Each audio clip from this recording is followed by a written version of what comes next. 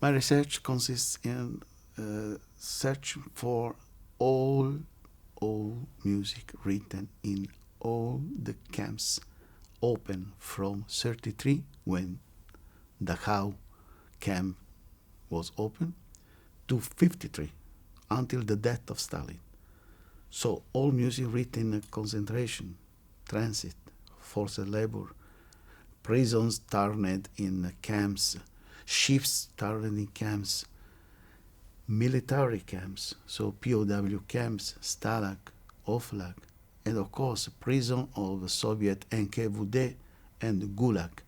All the camps were 10 people or 1,000, 10,000 people were deported or interned for racial, pseudo-racial reasons, for facts connected to the war, facts connected to homosexuality, handicap, and so on, political reasons. All music, not only written, not all this music has been written in the camp. A lot of music was remembered by art and recorded after the war by survivors. A lot of this music was lost. The sheets were lost during the evacuation of the camps, and in a lot of cases the composer reconstructed, restored the music after the war. Hundreds of the songs created in camps arrived to us not from the author, but from the witness. No, that can be a not musician, but he or she remembers that such people performed or sang a song, and he remembered by art. So all the world connected to the phenomena of music created in camps belongs to this research. The Shoah is the most terrible catastrophe, humanitarian catastrophe in the history of the humankind. And of course, this was the priority for me to contact, to connect, to approach all the musicians, survived musicians that can give to me not only music, sheets, scores, but the more, if they remember some other musicians, the names, the scores. It was like a great domino play, no? Meeting one survivor, you can be sure that you can have the names of other 3 survived musicians, and so on. You can be sure that even if we today found 10,000 scores, at least the same quantity remain to be found around the world. You can start this research as a passion. Now is a mission. It's completely different. What means mission? It means that today you have to do this. The rest of your life must be dedicated only to this research. You cannot choose. It is important. The brain of the researcher is so full of information, database, that you can. This is a duty. There is not a law. There is not a rule. You can write music because you feel alone, or the contrary, because you must not be felt alone. There are a lot of your friends in the same block, and they need to be helped. You can write music because you are a professional musician, and so your brain, your heart is independent, is separated from the place where you are interned. I am a musician, and I know this mechanism. You can be in after a rain, or in a very short little room, or in a great field. Your brain is separated from the place. And you write music in camp as so as you are writing music on your piano in your home. Yes, of course, there is a tragedy, but the tragedy is the filigrane of the music. This is an important power in the camp. There are many facts of solidarity, of friendship, and this surely helped your inspiration to be different. Your view of the is not anymore related to the past. In the camp where the past was deleted and the present is dangerous, the only dimension you are in your hands is the future. So this music technically is written in the past, but really belongs to the future.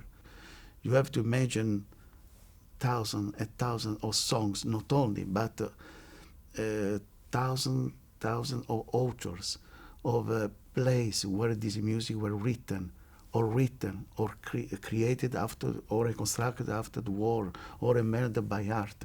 So it's a huge work that can involve you and your friends, your colleagues for many years. It's very difficult to choose one piece, one work that can be important for me. But if I have to choose, yes, there is if you permit two works that are very related to my work, to my research. Strangely, these two works were not exactly written for piano, even if I am a pianist. Because one of them is the 8th Symphony by Erwin Schulhoff. Erwin Schulhoff is for me one of the greatest composers of the past century. He was born in Prague. He studied also under Debussy. He was a man with a great brain. His work was influenced by Dadaism, Expressionism. Even if he was a Jew, he was arrested and interned as a Soviet citizen, because before the Barbarossa action, he obtained the Soviet citizenship, and he was ready to move in Leningrad, today St. Petersburg. But he was arrested, and German authorities didn't look for him as a Jew. He was a Soviet citizen. So he was interned in a camp dedicated to Soviet deportation in Weissenburg, Bavaria. There he used very large sheets to write his 80th symphony.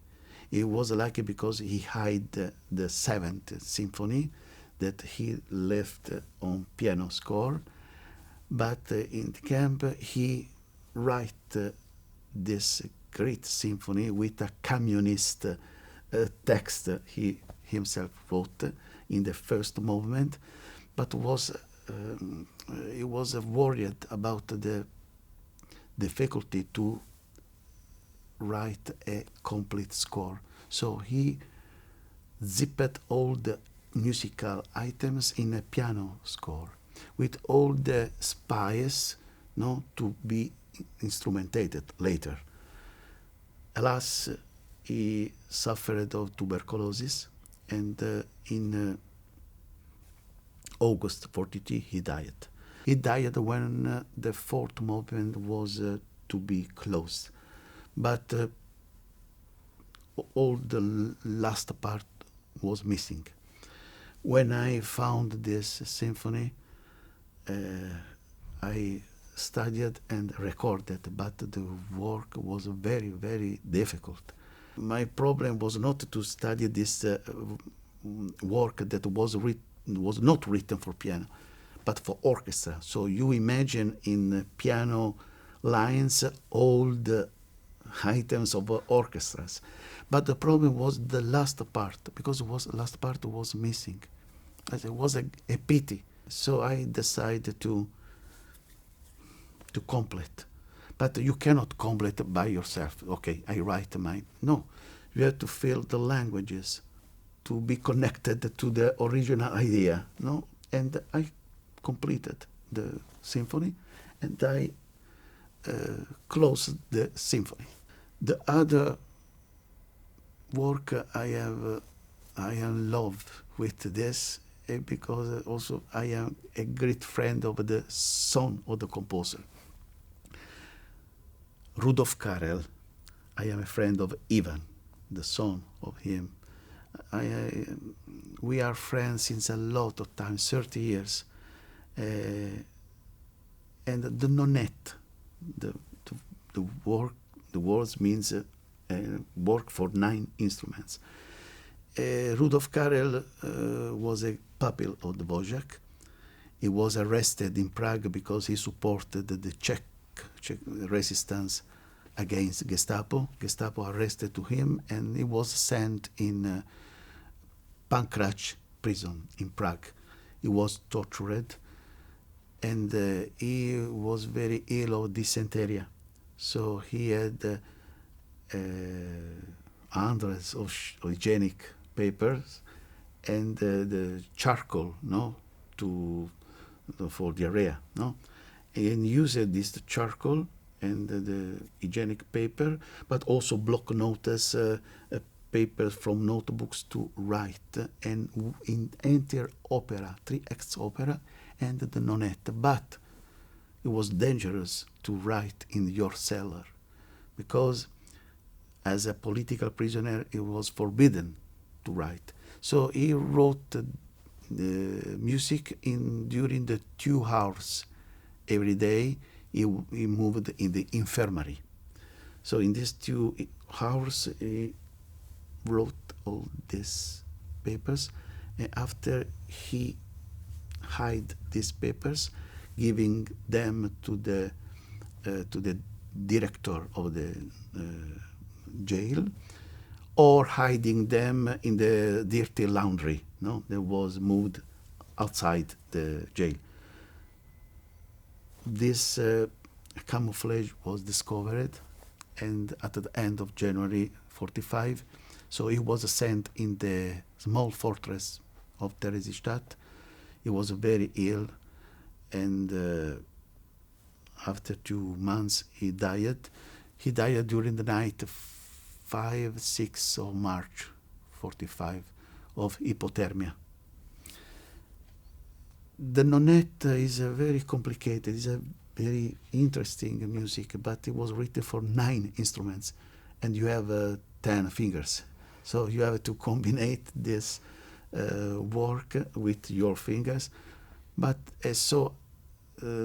he was very careful not only to write, even if in very little papers, all the notes. He wrote only the important line of this music, because I think he hoped that someone in the future can complete using previous items.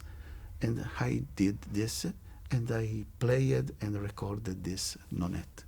It's important to play this music, because this music belongs to us, because this music is a mankind heritage, and it's important that this music has to be performed here in UNESCO, because I hope in the very close future that UNESCO will declare this literature or concentrationary music literature as a mankind heritage. This music belongs to the history of music. Yes, of course, this music was separated by the normal lines, headlines of this music, and our work is to restore these lines and to perform this music in theater, academies, church, synagogues, cabaret, cafe, because this was the desire of their authors. They didn't create a new style of music. They created music at all. Yes, in camps. But if I play to you a song, a sonata, a symphony, or I can do this, I don't tell to you where this music has been written, you cannot discover that this music was written in Treblinka, Sobibor, Mauthausen, or Vorkuta, Magadan. This is music, perfect, but also not exceptional music. No, all this music has to be performed, has to be published. Our foundation in Barletta, in Italy, made all this possible. We recovered manuscripts, scores, instruments, books, letters, all that needs to save and to promote this music. Now I close 41 volumes of an encyclopedia that I have to zip these volumes in 12 volumes, and I hope to publish it in 26, 27. In Barletta, a great citadel of concentrationary music will be built, so a home where all these manuscripts is a national, is an Italian project, and all this music will be located and saved, and everybody can study, can find. A huge work must be done to save this music.